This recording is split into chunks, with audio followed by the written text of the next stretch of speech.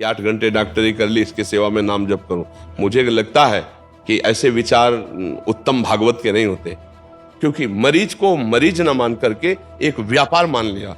Doctor को एक व्यापार नहीं, डॉक्टर भगवान है। वो भगवान है, उस समय पिता के समान है।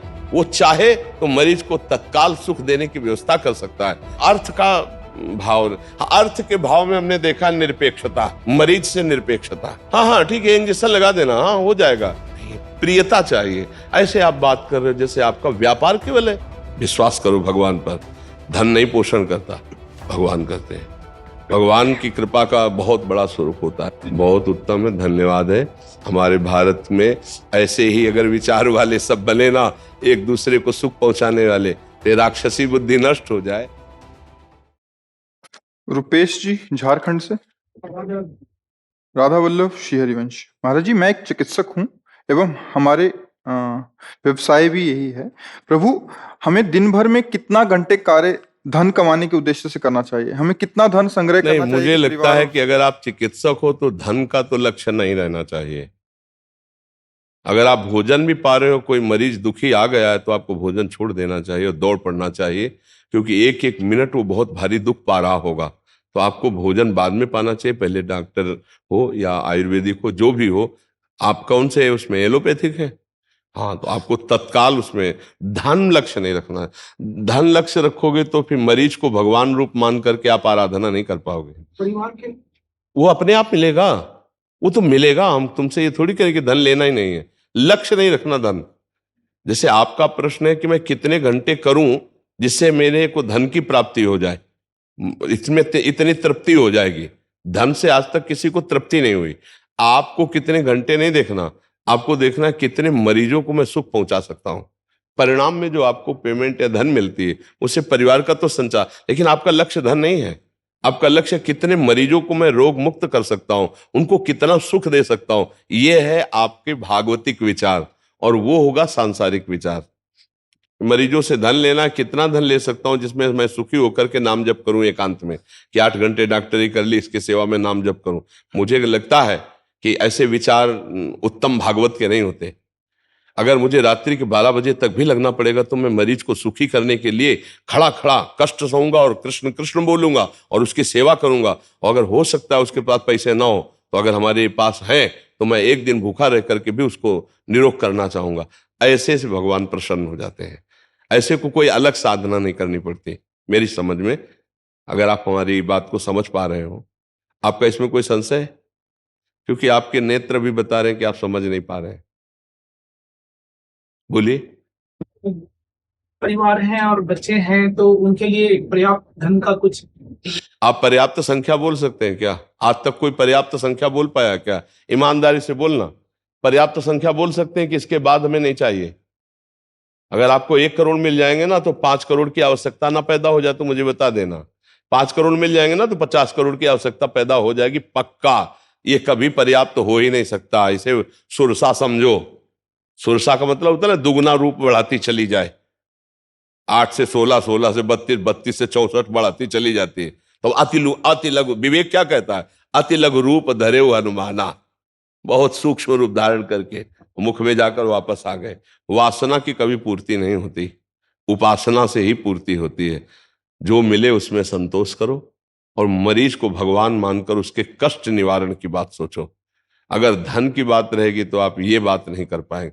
मरीज को ऐसे देखो जैसे अपना बेटा अगर बीमार होकर ऐसी स्थिति में आता तो मैं क्या करता?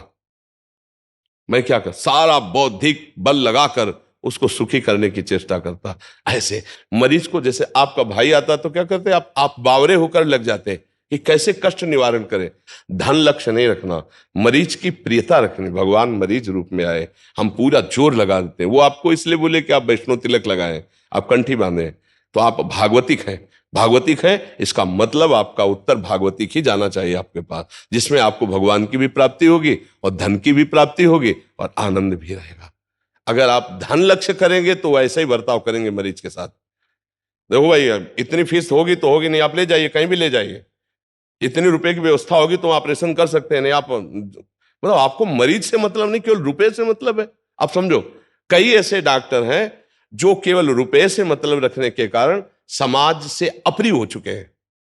क्योंकि मरीज को मरीज ना मान करके एक व्यापार मान लिया। डॉक्टर को एक व्यापार नहीं, डॉक्टर भगवान है, वो भगवान है, उस समय पिता के समान है। वो चाहे तो मरीज को तत्काल सुख देने की व्यवस्था कर सकता है। देखो, सबसे पहले दवा होती वाणी। आप बिल्कुल निश्चिंत रहिए, आप जैसे हजारों मरीजों को ठीक किया है, आप वादा करता हूं आप सुखी हो जाएंगे, आप निरोग हो जाएंगे। भले वो 2 मिनट बाद पधार जाए, लेकिन आपके वचन अमृत जैसे गए ना, आप बिल्कुल नहीं, अरे बिल्कुल आप निश्चिंत आइए, आइए। आपका ओ ऑपरेशन कोई कष्ट नहीं होने वाला, बिल्कुल आप जान नहीं पाएंगे। ऐसे वचन बोले जाते हैं। नहीं, बहुत सीरियस मैटर है, उन्होंने बताया कि हम बहुत, वो गलत बताया, आप बिल्कुल ठीक हो जाएंगे। भले वो 4 मिनट बाद बहुत सीरियस स्थिति में मर जाएगा, लेकिन आपके वचन ऐसे होने चाहिए। मरीज का पहली औषधि आपके वचन, दूसरी आपकी प्रियता, तीसरी आपकी जो ज्ञान कमाया है आपने औषधि का, उसका प्रयोग। उसमें मन माना नहीं, अर्थ का भाव। अर्थ के भाव में हमने देखा निरपेक्षता, मरीज से निरपेक्षता। हाँ हाँ ठीक है, इंजेक्शन लगा देना, हाँ हो जाएगा। नहीं, प्रियता चाहिए। ऐसे आप बात कर रहे हो जैसे आपका व्यापार केवल है। अरे वो मरीज आया है, भगवान आए हैं उस रूप में, आपको ज्ञान मिला है, आप अपने पूरे ज्ञान का प्रयोग कर दीजिए। कभी ऐसा करके देखना, पूरे ज्ञान का प्रयोग कर दीजिए, अर्थ की अव्यवस्था में आप अपना अर्थ लगा दीजिए और फिर ससेवा कर दीजिए। तो आपके परिवार में ऐसे प्रवीण पैदा होंगे कि जो कमा के भी तुम नहीं उनको प्रवीण कर सकते थे, वो कमा के तैयार कर देंगे। बच्चे ऐसे शालीन, सौम्य और ऐसे विवेकवान बनेंगे कि देख देख के आपको सुखी, अंदर सुख होगा। और करोड़ों बेईमानी करके दूसरे की खून और दूसरे की जान पर खेल करके रख लो, वही बच्चे तुम्हारा खून पिएंगे, ऐसे आचरण करेंगे कि घर में जाओगे तो जलोगे और बाद में थप्पड़िया के तुम्हें घर से निकाल देंगे। तुम्हारी कमाई हुई संपत्ति से तुम्हें बहिष्कार कर देंगे, तुम्हें जीने लायक नहीं रखेंगे, क्योंकि तुमने ऐसा अपराध किया तो उसका दंड तुम्हारे बच्चे ही देंगे, तुम्हारा परिवार। हमारी बात शायद थोड़ी कड़वी लग रही हो, लेकिन आप अक्षरशः सत्य समझ लेना। मरीज में भगवान है और आप निष्काम भाव से डॉक्टर बने हैं तो आप उसकी, और धन तो आपको मिलेगा ही। ऐसा कौन सा कार्य है जो आपको धन न मिले डॉक्टरी में? लेकिन बेईमानी नहीं, ईमानदारी से। आप धन की प्रधानता नहीं। कई ऐसे गरीब भाई बहन बीमार होते हैं जिनके पास, अरे आजकल कितना पैसा केवल जांच में लगता है भाई। तुम्हें लगा कि 4,000 5,000, उस गरीब आदमी से पूछो जो गेहूं बेच के लाया है, किसान मेहनत करके आया, वो 5,000 क्या समझते हो? उसके लिए 5 करोड़ के बराबर 5,000 है, क्योंकि वो गेहूं बेच के आया है, वो चना बेच के आया है, जो बैल जैसी मेहनत करके कमाया। गेहूं कितने का गेहूं बिके? 5,000 में कितना ढेर सारा गेहूं उसका बिक जाता है, और पैदा कितना होता। अब वहां तुम्हें इतनी जांच करो, इतना ये करो, इतना ये करो। अब उसकी तो हालत खराब हो रही है, किसी तरह अपने आदमी को जिलाना चाहता है। इन बातों को देखना चाहिए।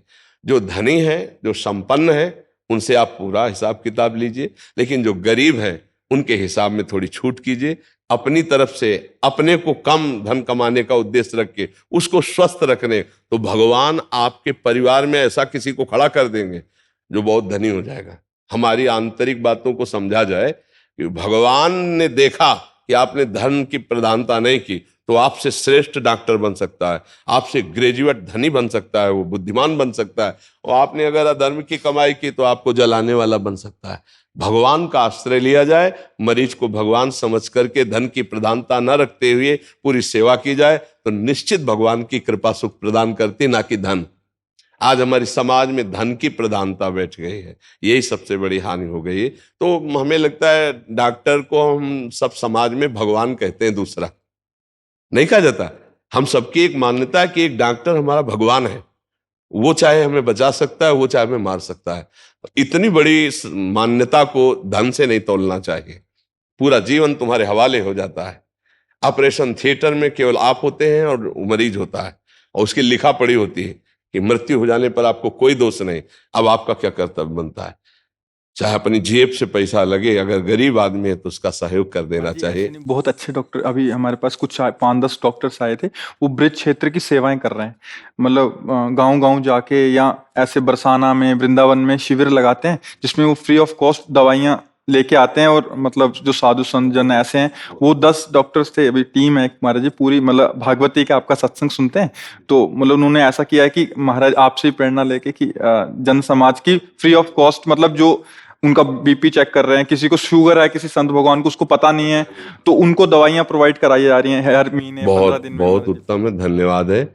हमारे भारत में ऐसे ही अगर विचार वाले सब बने ना, एक दूसरे को सुख पहुंचाने वाले, फिर राक्षसी बुद्धि नष्ट हो जाए, आसुरी बुद्धि नष्ट हो जाए, तो अब भी राम राज्य है भाई। हम जैसे विचार वाले होते हैं वैसे ही हमारा समाज होता है। अब आज हमारे समाज में शोषण वृद्धि, बुद्धि की वृद्धि हो रही, दूसरों को दुख पहुंचाकर स्वयं सुख भोगने की इच्छा का नाम राक्षसी वृत्ति, और अपने को दुख देकर दूसरे को सुख देने का नाम दैवी संपदा।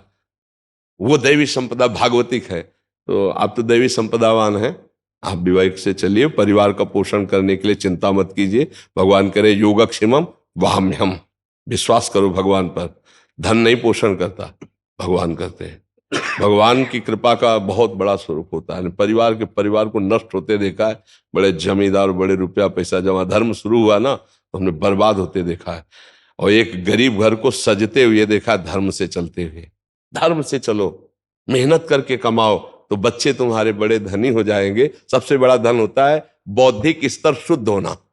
बौद्धिक स्तर बिगड़ गया, खूब रुपया कमाया, ड्रग्स पी रहे, गंदे आचरण कर रहे हो, किस काम का परिवार हो जाएगा। इसलिए धर्म से चलो, धन की प्रधानता न रखो।